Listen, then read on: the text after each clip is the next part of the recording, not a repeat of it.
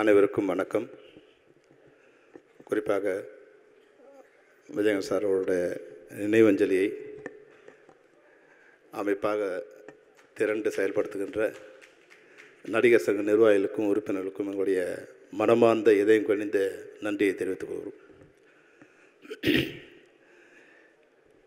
சாதாரணமாக செல்வமணியாக இருந்த என்ன, திரைப்படக் கல்லூரியில் மாணவனாக இருந்த என்ன, இன்றைக்கி உலகம் முழுக்க ஆர்கே செல்வமணிங்கிற பேரில் அறிய வைத்த ஒரு மாபெரும் மனிதர் விஜயகாந்த் சார். அவரை பற்றி சொல்லணும்னு நிறைய சொல்லிகிட்டே இருக்கலாம். 3 நிமிஷத்தை பேசி சொல்லியிருக்காங்க. அவர் நடிகர் சங்கத்துக்கு மரியாதை ஏற்படுத்தியிருந்தவர். நடிகர் சங்கம் முன்னாடி எப்படி இருந்ததுன்னு நான் டைரக்டராக இருக்கும்போது எனக்கு தெரியும். 90s நான் டைரக்டராக இருக்கும்போது நடிகர் சங்கத்தில் என்ன மாதிரியாக இருந்தாங்க. அதுக்கப்புறம் நடிகர் சங்கத்துக்கு விஜயகாந்த் சார் தலைவர் ஆன பிறகு, கேப்டன் தலைவர் ஆன பிறகு நடிகர் சங்கத்துக்கு சமுதாயத்தில் எவ்வளோ பெரிய ஒரு மரியாதை ஏற்படுத்தி தந்தவர். தனக்கு மட்டும் மரியாதை ஏற்படுத்தி தந்தவர் இல்லை, நடிகர் சங்கத்துக்கும் மரியாதை ஏற்படுத்தி தந்தவர் விஜயகாந்த். தனக்கு அதாவது ஒரு மனிதன் சமூகத்துக்கு பயன்படலைன்னா அவர் மனிதனே இல்லை. அதுபோல் ஒரு அமைப்பு அந்த சமுதாயத்துக்கு பயன்படலைன்னா அது எந்த விதமான பயனிருந்தும் பிரயோஜனம் இல்லை.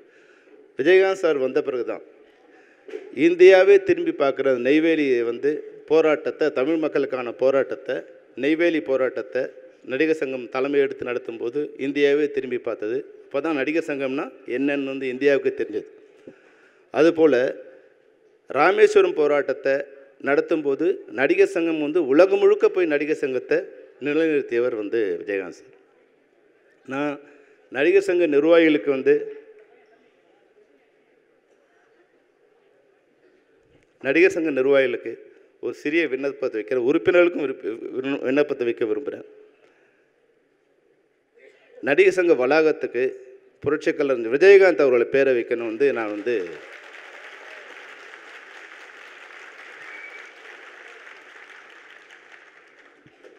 ஏன்னா நடிகர் சங்கம் இன்றைக்கி இந்த இவ்வளவு மரியாதையாக தலை நிமிர்ந்து நிற்குதுன்னா, அது புகழ் உச்சத்தை தொட்டதுன்னா அது விஜயகாந்த் சாரால் தான், கேப்டனால தான் இருக்கும்.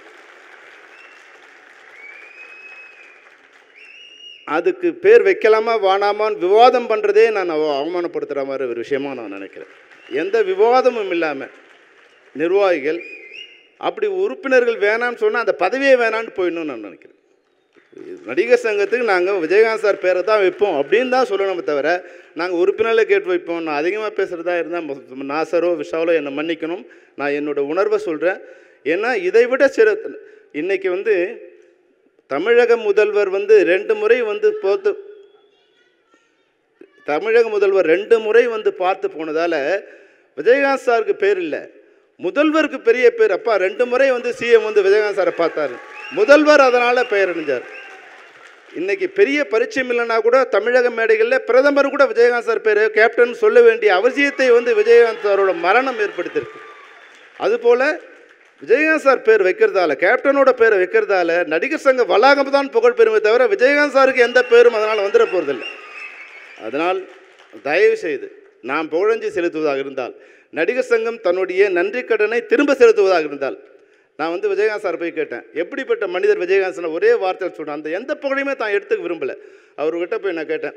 ஏன்னா நான் D40 நடத்தும்போது எங்களுக்குள்ள ஒரு பிரச்சனை பில்டிங் எப்படி வாங்குறது அப்படிங்கும்போது நான் விஜயகாந்த் சார்கிட்ட போய் கேட்டேன், சார் பணம் எப்படி பண்ணீங்க, எப்படிலாம் அந்த கடையெல்லாம் அடைச்சிங்கன்னு. அப்போ அதெல்லாம் எனக்கு தெரியாதுப்பா, அதெல்லாம் பணம்லாம் கொண்டு கொடுத்தேன், சரத்குமார் கொடுத்தான், நீ போய் சரத்குமார் கேளுப்பா, அதான் அவர் தான் கொஞ்சம் பேசி அதெல்லாம் செட் பண்ணார், எனக்கு விஷயம்லாம் தெரியாதுன்னார். அதாவது அந்த புகழை கூட தான் எடுத்துக்கணும்னு நினைக்க தெரியாத ஒரு உண்மையான மனுஷன் யார். அதுபோல் உலகத்தில் இல்லை, இந்தியாவில், உலகத்தை பற்றி எனக்கு அவ்வளோவா தெரியாது, இந்தியாவில் எந்த தலைவனும் பொது சொத்தை எடுக்காத தலைவன் இல்லை. எவ்வளோ பெரிய மகாத்மா காந்தி கூட பொதுவான ஒரு இடத்துல போதிச்சாங்க, ஆனால் தன்னுடைய இடத்துல சமாதி அடைஞ்ச ஒரே தலைவர் விஜயகாந்த் சார் தான்.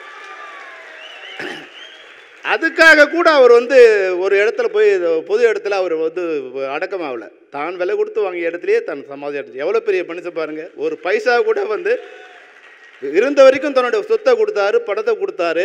இறந்த பிறகு கூட பொதுவான சொத்து, மக்கள் சொத்து எதுவும் எனக்கு வேண்டான்னு தன்னோடத்திலேயே வந்து அவர் போய் படுத்துட்ருக்கார். இதை விடந்த ஒரு புகழ் வந்து யாரும் அவர் கொடுக்க போகிறதில்ல. அதனால் வந்து நடிகர் சங்க நிர்வாகிகளுக்கு மீண்டும் என்னுடைய தாழ்மையான விண்ணப்பம், அந்த கட்டடத்துக்கு அவரோட பேரை வைக்கணும். இந்த மேடையில் அறிவித்தா சால சிறந்ததாக இருக்கும். இல்லை நீங்கள் பொதுக்குழு அறிவிச்சிருந்தாலும் அது உங்கள் விருப்பம், நீங்கள் அறிவிக்க வேண்டும் என்பதுதான். அதுபோல் எனக்கு வந்து ஒரு பெரிய வருத்தம் என்னென்னா, நான் வந்து விஜயகாந்த் சாருக்காக ஒரு புத்தகம் எழுதிட்டுருக்கேன். அது சின்ன முடிஞ்சிடும். அவரோட பிறந்த நாளுக்கு அதை அந்த புத்தகத்தை ரிலீஸ் பண்ணணும்னு நினச்சி அதுக்காக நிறைய எல்லாருமே அது ஒரு டாக்குமெண்டேஷனுங்கிறதால அதை என்னால் முடிக்க முடியல. எழுதிட்டே இருந்தேன். அதுக்காக போய் வந்து அவங்க மனைவி கூட நான் பிரேமலதா அக்கா கூட போய் பார்த்து சந்தித்தேன். அவங்ககிட்ட பேசினேன். சார் இது அம்மா இது மாதிரி நான் ஒரு புத்தகம் எழுதுகிறேன், நீங்கள் உதவி பண்ணுன்னு. அவங்க கொஞ்சம் வருத்தப்பட்டாங்க. சார் நிறைய பேர் வந்து தவறாக வந்து அவரை பற்றி சொல்லிகிட்டே இருக்காங்க, தவறான கருத்துக்களை பதிவு பண்ணுறாங்க.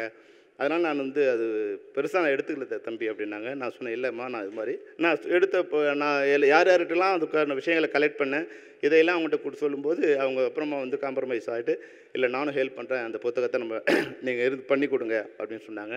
மிகப்பெரிய வருத்தம் என்னென்னா, அவர் வாழ்ந்த காலத்திலேயே அவர் உயிரோடு இருக்கும்போதே அந்த புத்தகத்தை எழுதி அவருக்கு வந்து கொடுக்கணும்னு நான் நினச்சேன். ஆனால் அது நடக்க முடியாமல் போயிடுச்சு. நாங்கள் கடைசியாக வந்து நாங்கள் இயக்குநர்கள் ஒரு 5 பேர் வந்து அவர் நினைவோடு இருக்கும்போது நாங்கள் பார்த்தோம். நானும் விக்ரம் சார், உதயகுமார், பேரரசுலாம் பார்த்தோம். பார்த்துட்டும் போது அவர் என் கைகளை புலன் விசாரணையில் வந்து எப்படி என் கைகளை பிடிச்சாரோ, அதாவது வந்து புலன் விசாரணை ஷூட்டிங் நடந்துகிட்டு இருக்கும்போது கோயம்புத்தூரில் ஷூட்டிங் நடந்துகிட்ருக்கு. அப்போது பொருட்காட்சியில் ஷூட்டிங் பண்ணுறோம். க்ரௌட் வந்து கண்ட்ரோல் பண்ண முடியாமல் வந்து க்ரௌட் உள்ளே நுழைஞ்சிட்டாங்க. அப்போ வந்து சொல்கிறாரு, இது டைரக்டர் பிடின்னு வந்து என்ன க்ரௌடில் வந்து போலீஸ் அடிக்க ஆரம்பிச்சிட்டாங்க, தெரியாமல் அடிச்சிடுவாங்கன்னு சொல்லிட்டு என்னுடைய கைகளை அவர் இருக்கும் பிடிச்சார். அதே போல் அவரை நான் கடைசியாக சந்திக்கும் போது விஜயகுமார் வந்து அந்த பாட்டை பாட ஆரம்பித்தார். அந்த வானத்தை போல் நான் பாடும்போது எல்லார் கண்களும் அப்படியே தண்ணி வருது. அவரு கண்ணிலும் தண்ணி வந்து அவர் கைகளால் வந்து உதயகுமார் அவனோட கண்ணை துடைக்கிறார். அழுகாதங்கிற அவரால் பேச முடியல, அழாதுன்னு அப்படி வந்து கண்ணை துடைக்கிறாரு. எங்கள் 2 பேரோட கையை 2 கையில் அப்படி பிடிச்சிக்கிட்டார். அது என் மனைவிக்கு இன்னும் என் கண் முன்னாடி இருக்குது. இன்னொரு பெரிய விஷயம் என்னென்னா, 1988 டிசம்பர் 28 புலன் விசாரணை நாங்கள் பூஜை போட்டு தொடங்குற நாள். அதே டிசம்பர் 28 2023 அவர் மறையிறார். ஏதோ ஒரு வாழ்க்கையில் விஜயகாந்த் சாருக்கு எனக்கு ஒரு பிணைப்பு இருக்கிறதாவே நினைக்கிறேன். நீங்கள் விஜயகாந்த் சார் பேர் எப்போ சொன்னாலும் கேப்டன் விஜயகாந்த் சொல்லும்போது அதில் வந்து ஒரு 10% எனக்கு பேர் இருக்கா மாதிரி நான் நினச்சிருக்கேன். கேப்டனுங்கிற பேர், ஆர்கே செல்வமணிங்கிற பேர் அவர் எனக்கு கொடுத்தா மாதிரி, கேப்டன் எல்லாரும் சொல்லும்போது அதில் ஒரு கொஞ்சம் சதவீதம் எனக்கு இருக்குது. அவர் வாழ்க்கையில் ஏதோ ஒரு பங்கு எனக்கு இருக்கா மாதிரியே ஒன்று இருக்குது. அந்த மரணம்ங்கிறது வந்து என்னை மிக மிக பாதிச்சது. என்னை மட்டும் இல்லை, இன்றைக்கி தமிழகத்தையே பாதிச்சிருக்கு. இவ்வளோ பெரிய மனுஷனுக்கு இவ்வளோ பெரிய கூட்டமாக, அவருக்கு எம்எல்ஏ இல்லை, மினிஸ்டர் இல்லை, எதிர்கட்சி தலைவர் இல்லை, வெற்றி பெற்ற ஒரு செல்வாக்கான கட்சி வந்து இதில் கூட இல்லை, வந்து சரிவான நிலையில் இருக்குது. இது மாதிரியான பல நிலையில் அவர் மரணம் தமிழ்நாட்டில் இருக்கிற மொத்த மக்களையும் வந்து திரும்பி வந்துடுச்சு. இது வரைக்கும் நான் பார்த்ததில்லை.